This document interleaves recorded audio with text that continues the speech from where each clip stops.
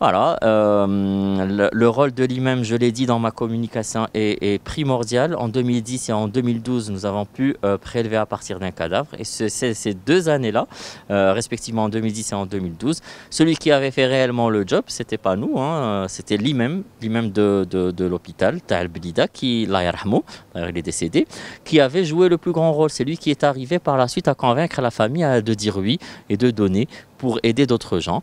Et là, aujourd'hui, je peux leur dire comme ça, parce qu'on continue de recevoir les gens qui ont bénéficié de ces organes-là.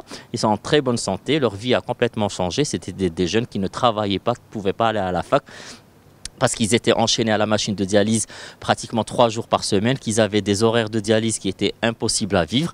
واحد 4 الصباح الاخر à 10 heures, l'autre à 4 العشية, et donc forcément ما تقدر تخدم, ما تقدر تقرا, ما تقدر, et après la séance de dialyse on est fatigué, on peut pas travailler, on peut rien faire.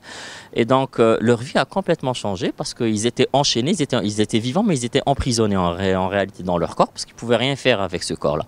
Et donc après la grève, ils se sont libérés, ils se sont remis à vivre, ils se sont mariés, ils ont eu des enfants.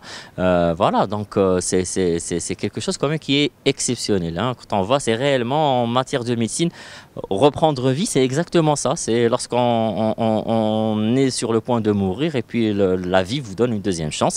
Et cette deuxième chance, ça peut être moi, ça peut être vous qui allez la donner à quelqu'un d'autre. Et donc il faut y réfléchir.